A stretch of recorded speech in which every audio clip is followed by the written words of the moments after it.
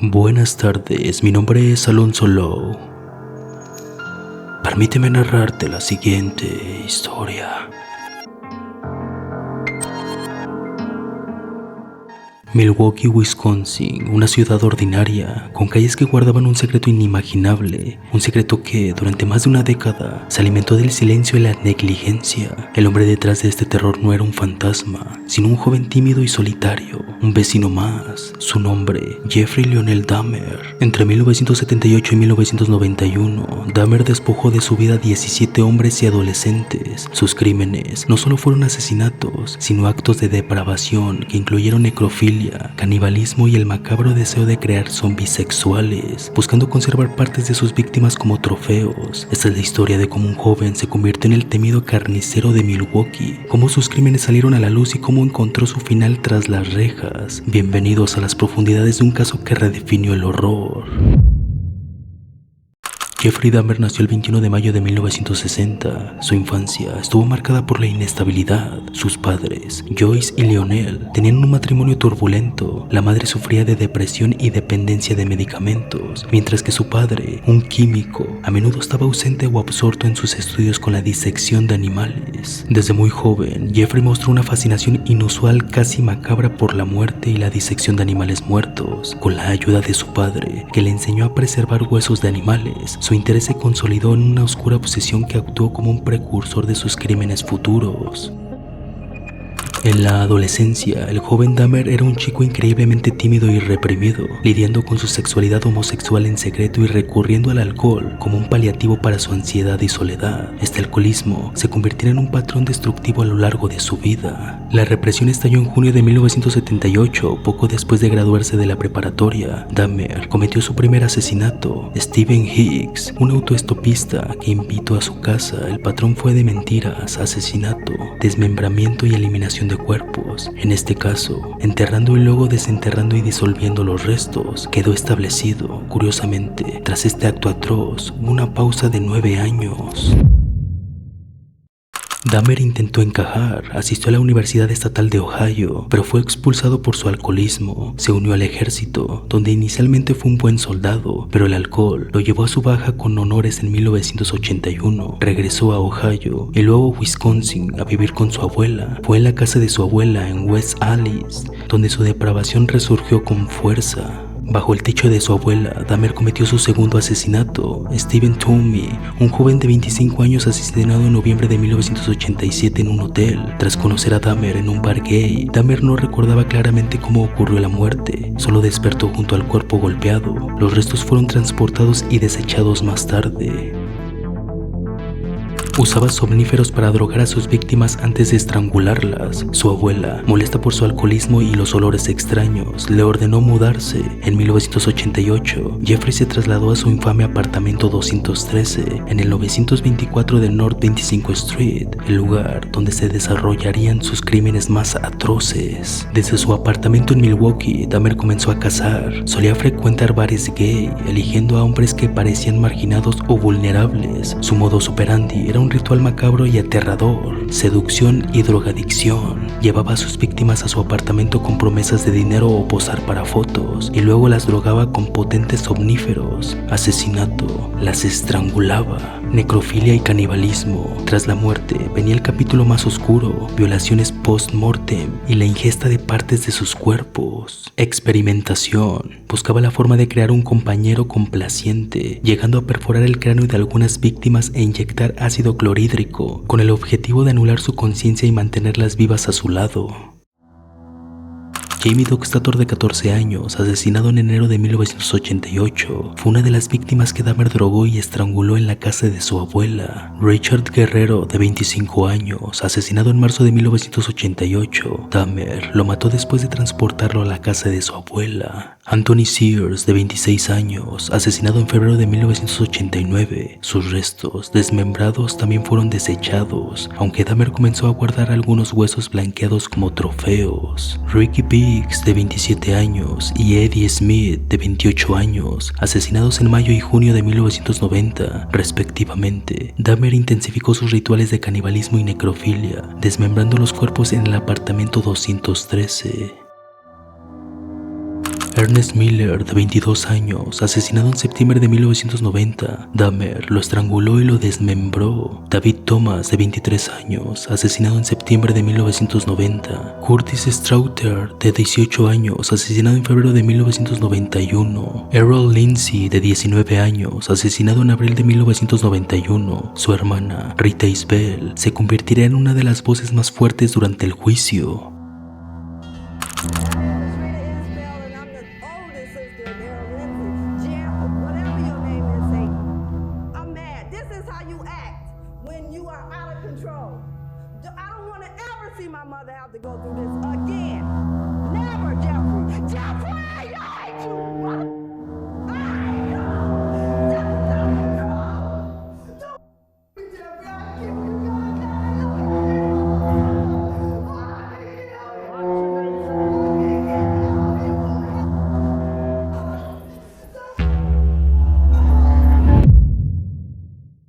En el juicio se reveló que Dahmer tomaba fotografías Polaroid de sus víctimas en diferentes etapas de su desmembramiento. Estas imágenes actuaban como un álbum personal, una forma de revivir y poseer sus crímenes. La policía encontraría 74 fotografías. A pesar de la magnitud de sus crímenes, Dahmer se benefició de la incompetencia y la negligencia policial. El caso de Conrad Sintansophone, de 14 años, es un ejemplo devastador. En mayo de 1991, el joven, drogado y desnudo, logró escapar del apartamento de Dahmer. Vecinos afroamericanos lo encontraron y llamaron a la policía. Milwaukee Emergency Operator 71. Okay, hi, I'm on 25th and State, and this is young man. He is butt naked. He has been beaten up. He is very bruised up. He can't stand. He's study fall out. He is butt naked. He has no clothes on. He was really hurt.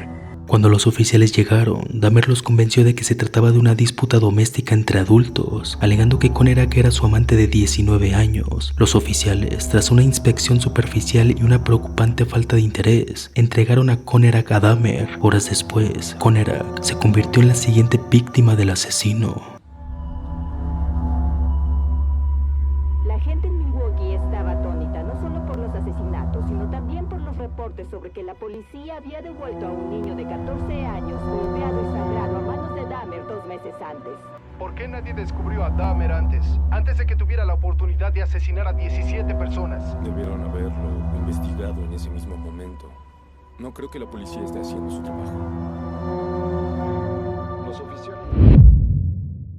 Tony Hughes, de 31 años, un hombre sordo que fue asesinado en mayo de 1991. Dahmer desmembró el cuerpo y guardó el cráneo. La familia de Tony lo buscó desesperadamente durante meses. Matt Turner, de 20 años, asesinado en junio de 1991. Jeremiah Gainberger, de 23 años, asesinado en julio de 1991. Oliver Lacey, de 23 años, asesinado en julio de 1991. Joseph Breithoff, de 25 años, asesinado en julio de 1991, siendo la última víctima antes del arresto. El reinado de terror estaba a punto de terminar.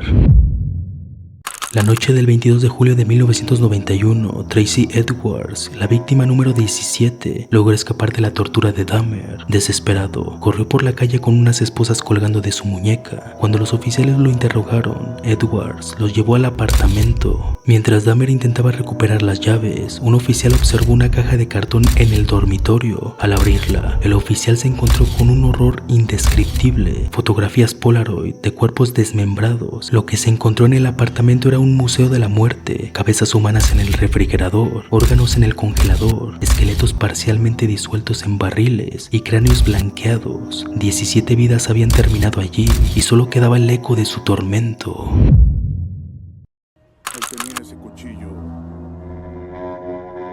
apuntándome. Me preguntó que si podía poner su cabeza en mi pecho y escuchar mi corazón latir. Me decía que cuando él se comiera una parte de mi corazón, yo sería parte de él y él parte de mí. Le dije, tengo que ir al baño, así que cuando pasé a su lado, lo golpeé y lo pateé, ¿sabes?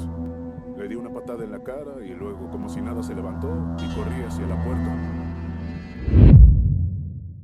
El juicio de Jeffrey Dahmer comenzó en 1992 y capturó la atención del mundo. El asesino se declaró culpable de 15 cargos de asesinato en Wisconsin. El debate no era sobre la culpabilidad, sino sobre la cordura. Los abogados de Dahmer argumentaron locura, citando sus diagnósticos de trastorno límite de la personalidad, trastorno esquizotípico y trastorno psicótico. El argumento: Dahmer estaba enfermo y no era legalmente responsable. Sin embargo, la fiscalía argumentó que, si bien estaba mentalmente enfermo, era legalmente cuerdo, tenía la capacidad de entender que sus acciones eran incorrectas, como lo demostraban sus esfuerzos por encubrir sus crímenes. Las familias de las víctimas ofrecieron testimonios desgarradores, un grito de dolor y rabia que resonó en la sala.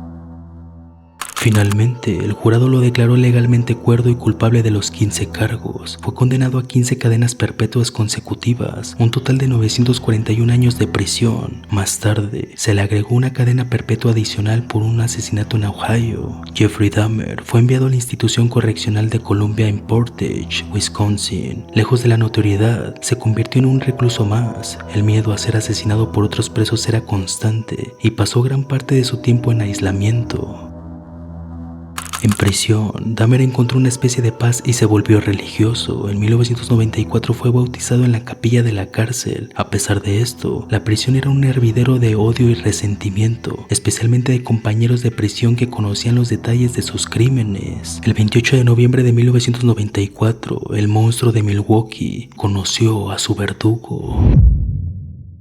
Dahmer estaba limpiando el gimnasio de la prisión con otros 2 reclusos, Jesse Anderson y Christopher Scarver. Scarver, un hombre afroamericano cumpliendo condena por asesinato, se acercó a Dahmer mientras estaban solos. Scarver testificó más tarde que sintió un profundo resentimiento por los crímenes racistas de Dahmer. Le preguntó si era Jeffrey Dahmer. Cuando Dahmer respondió que sí, Scarver lo golpeó repetidamente con una barra de metal, infligiendo un traumatismo cerebral masivo. Jeffrey Dahmer fue declarado muerto poco después en el hospital. Tenía 34 años. Su asesino, Christopher Scarver, no mostró remordimiento, alegando que Dios le había dicho que lo hiciera. Fue condenado a 2 cadenas perpetuas adicionales. El caso de Jeffrey Dahmer es un sombrío testimonio de la oscuridad que puede habitar en la mente humana, pero también una lección sobre las fallas del sistema. Las víctimas, la mayoría de ellas hombres jóvenes y de minorías, fueron ignoradas en varias ocasiones por la policía, lo que permitió que Dahmer continuara con su masacre. La historia de Dahmer es un recordatorio constante de que la maldad a menudo se esconde a plena vista. Un hombre que, impulsado por una soledad enfermiza y fantasías destructivas, deshumanizó y destruyó a 17 personas. Su historia llegaría a Netflix el 21 de septiembre del año 2022. El actor Evan Peters sería quien le daría vida en la serie Dahmer, creada por Ryan Murphy e Ian Brennan. Este papel exigió a Evan Peters explorar nuevas profundidades de depravación para poder encarnar a una criatura no imaginada, sino de la cruda realidad. Para interpretar al asesino en serie de la vida real, Peters canalizó el distintivo acento de Wisconsin de Dahmer y su actitud escalofriantemente distante, llegando incluso a atarse pesas de plomo en los brazos y meterlas en los zapatos para capturar la fisicalidad robótica de Dahmer. La fascinación por el carnicero de Milwaukee persiste en demás documentales y series, pero es crucial recordar que detrás de cada titular escalofriante hay 17 vidas que fueron truncadas y familias que nunca encontraron la paz. El monstruo de Milwaukee fue condenado por la ley y luego encontró su propio castigo final en las manos de otros reclusos. La historia de Jeffrey Dahmer ha terminado, pero el dolor y las preguntas sobre cómo pudo suceder continúan atormentando a la ciudad de Milwaukee y al mundo.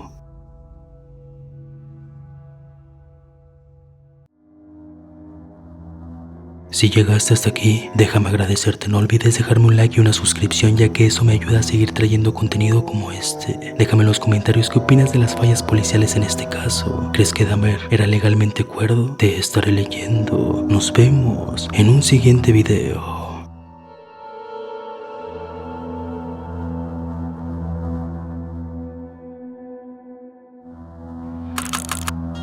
Your Honor, it is over now. This has never been a case of trying to get free. I didn't ever want freedom. Frankly, I wanted death for myself. This was a case to tell the world that I did what I did not for reasons of hate. I hated no one. I knew I was sick or evil or both. Now I believe I was sick. The doctors have told me about my sickness, and now I have some peace. I know how much harm I have caused.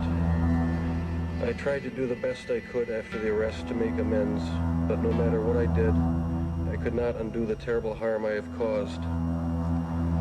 My attempt to help identify the remains was the best that I could do, and that was hardly anything. I feel so bad for what I did to those poor families, and I understand their rightful hate. I know I will be in prison for the rest of my life. I know that I will have to turn to God to help me get through each day. I should have stayed with God. I tried and failed and created a Holocaust.